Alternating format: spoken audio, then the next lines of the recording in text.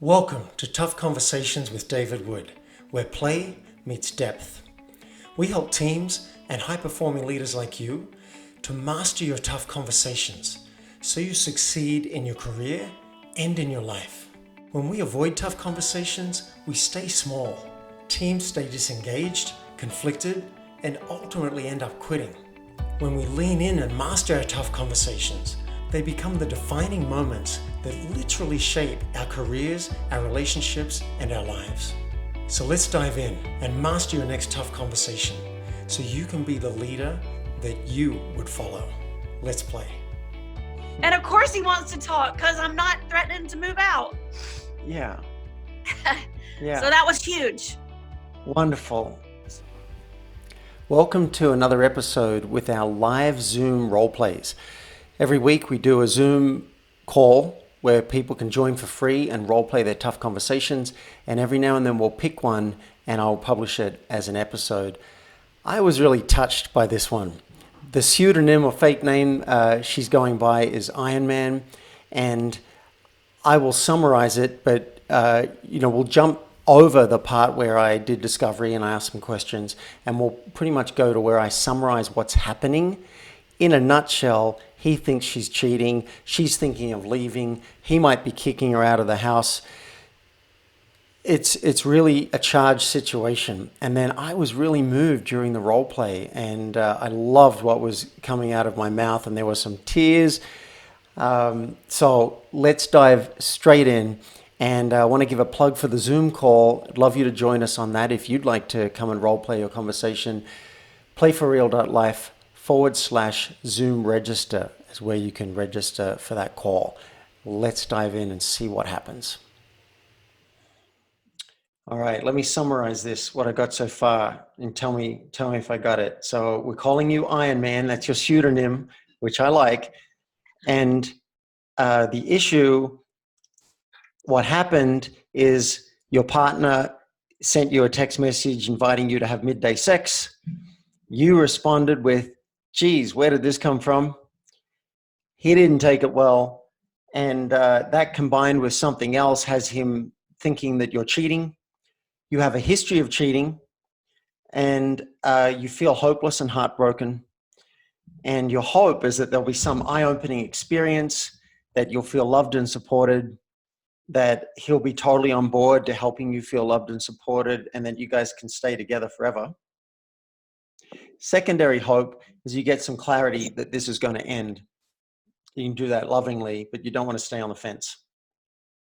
Yes. Yeah. Did I see the wiping of a tear? No, I think I've cried so many tears over these last 8 days. It's odd, but I was like, I can't cry anymore. Yeah. It has been a really long 8 days, and I am just like almost so tired of not being able to sleep or breathe or eat, So I'm actually not crying today. Got it. So this has been very intense, and you're looking forward to some resolution either way. And the fear or concern is that you might get kicked out of the house. Yeah, but I'm not going to let that happen. So okay, he's going to try to do that, and he's going to get mad, and he's going to scream. And I even told him when I invited him to the talk, my fear is that you're going to scream and intimidate, or you're not going to listen to me, and you're going to shut me out and not hear me out. Oh, great. When's a good, I used your template. When is a good time over the next week? I did say over the next week, which I should have said over the next 24 hours, but I did say, when's a time over the next week you can give me some time so we can clear that. My hope is that we'll have a better working relationship. All right. So I love that you've done the worksheet. I love that you've gotten clarity on this. This is great. And for listeners, you can download the worksheet at playforreal.life. There's a 4-step blueprint you can download. And the fear is that he might scream or not listen. He might try and kick you out. And I like that you caught yourself. You asked permission to have the call, and you said over the next week, but that might leave you hanging for a week. I like to like over the next hour. You know, when's good for you that we can talk? Yeah, well, the girl who introduced me to your podcast, she said, any news? She texted me last night, any news? And I said, nada. And she said, no judging, Iron Man, but like what, how long are you going to give him to wait? If this was your boss, how long would you give her to respond to a request for a meeting? I said 48 hours. So this morning was 48 hours and absolutely no response from him whatsoever. And so I started texting him, what's up? Why are you not responding to me? And he just is not responding. He's just still not responding. Yeah. So that's a separate area about how to get the person to a yes. We might be able to cover that too. So let's do a role play. I'm going to be you, and I'm going to use this information to try and artfully model the 4 steps. And you be, let's give a pseudonym to your partner. So what's his name?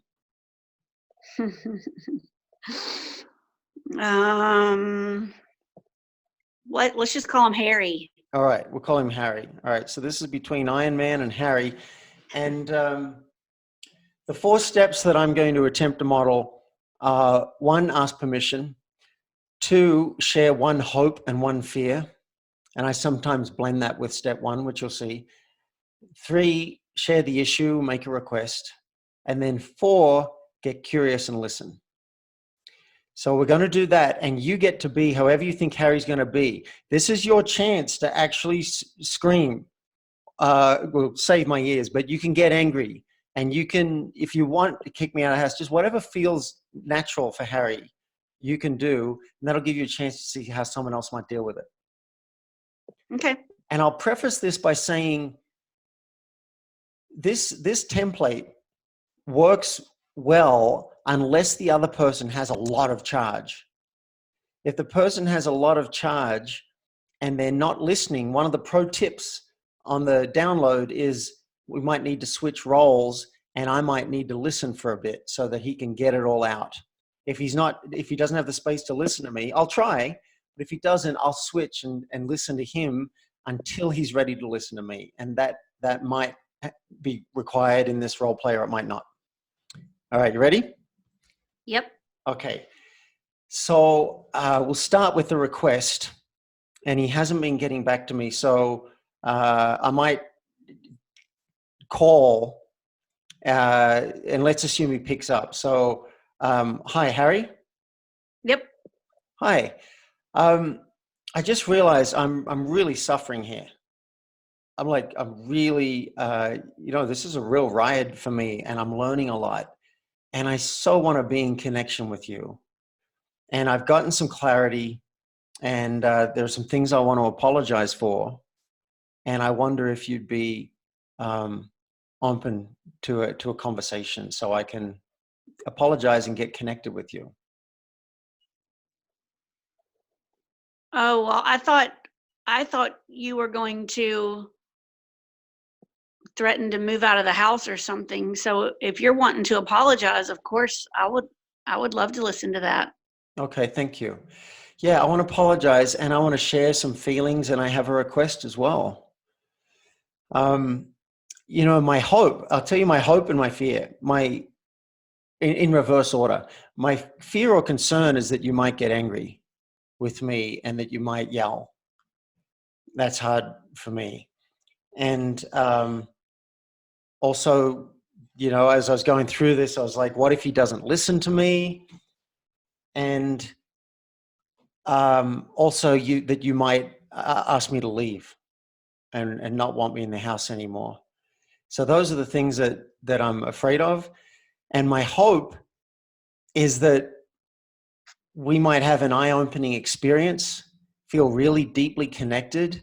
And I have a dream and desire that we're together for life. That's my hope. And my hope is that we find a way that we can both feel loved and supported. That would be amazing. Yeah. So I wrote down some notes, and let me stumble through it. And just, if you could just give me some space to try and say it. I might mess it up a little bit, but I'm going to give it a shot. And then I'm going to ask you I want to hear everything you've got to say in response. Okay. Okay. So firstly, I am so sorry. You sent me a wonderful invite to have midday sex. I think our relationship could use that. I could use it, for God's sake.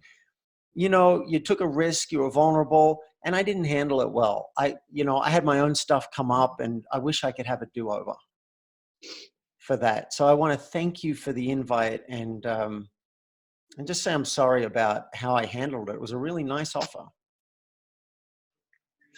Thank you. I was very vulnerable saying that, and I know that you took it the wrong way, because you thought it was, you had said that you thought it was almost, pornographic, and I really, maybe I screwed up too, because what I was trying to invite you to was something that was really going to be all about you, Iron Man, and I think you took it the wrong way. Oh, thank you. Yeah, I did. I didn't trust it. It was like out of left field, and I didn't trust it. I was like, I want to trust it, and I do want attention and intimacy. And I was just like, whoa, like buy me a drink first. Yeah, Need a little warming up. yeah. Yeah. But I do want to acknowledge the impetus and the invite, and I want more of that in our relationship. So you did the right thing. Good. I'm glad you see that, because I myself have felt really rejected ever since you responded that way. I bet. Yeah. So I'll try and get better at it, and maybe we can learn together. This is new for me too, to like get a midday sex offer. Like maybe we can learn together, like what are some ways that I can respond to better, and so that we can have great midday sex. Okay. Yeah. The other thing I want to say is I want to be with you, and I want us to talk more about how you can feel loved and supported. I want to talk more about feeling loved and supported. I think there's some work maybe that we can both do on that. And I'm hoping you want that with me. And I realize there's a chance you may not. And you brought up the idea that I might be cheating on you.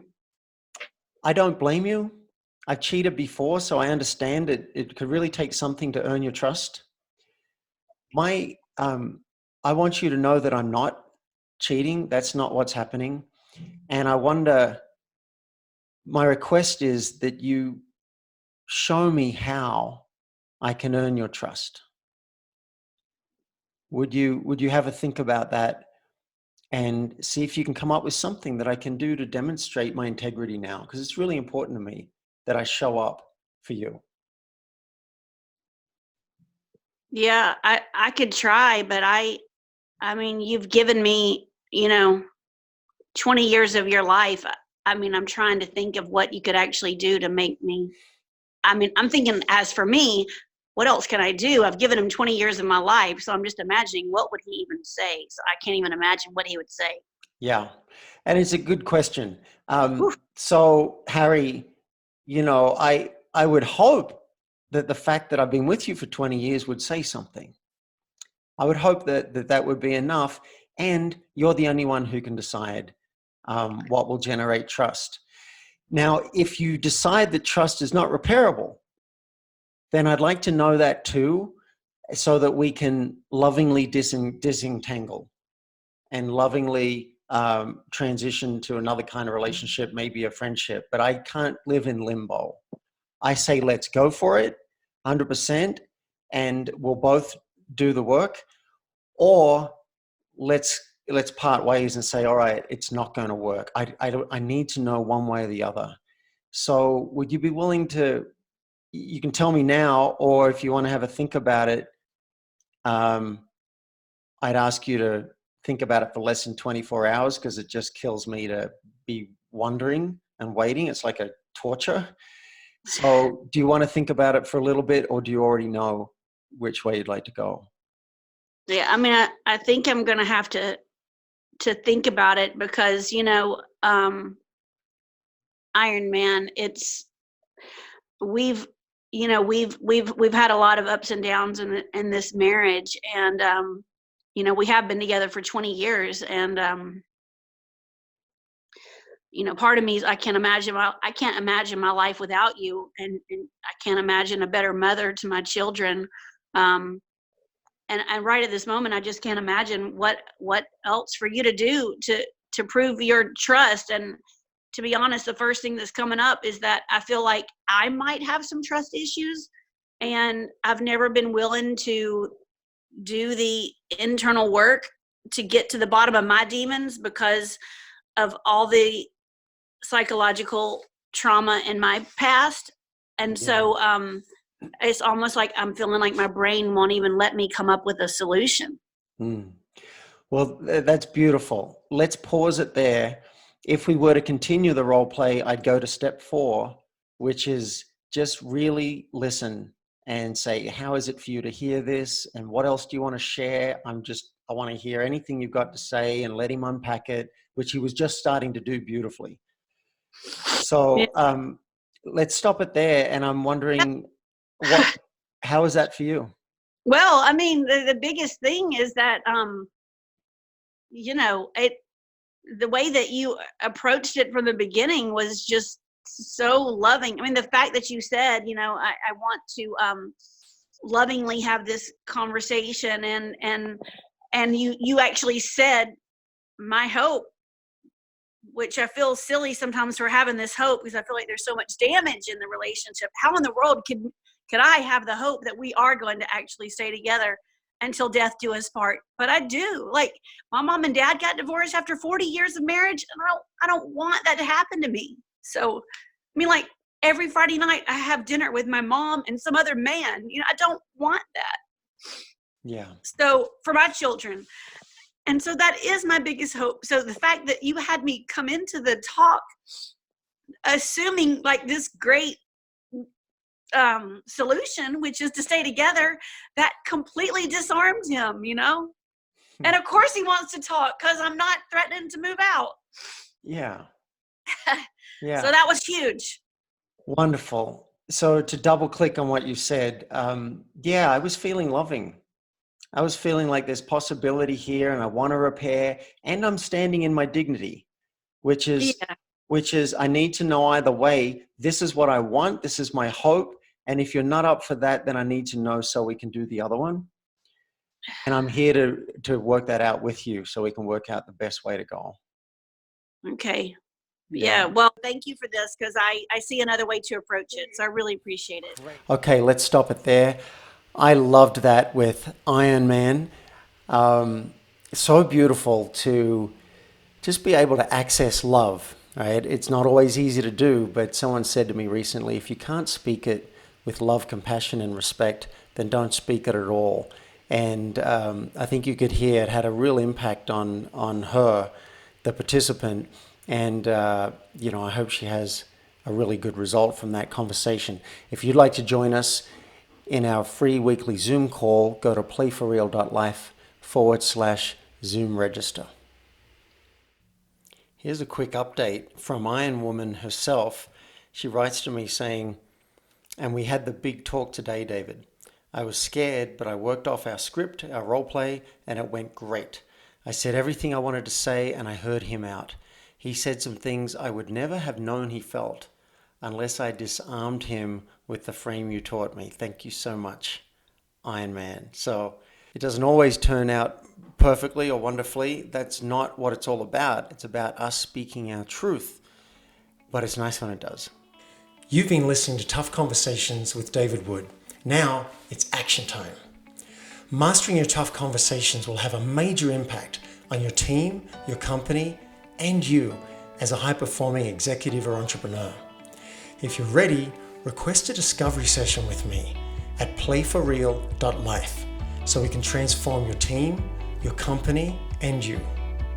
And if you've enjoyed this episode, I would love you to help me spread this message of tough conversations in a very simple way. Just leave a public review at playforreal.life/podcast. And you may hear me read it out loud and thank you live on a future podcast. Now, let's play.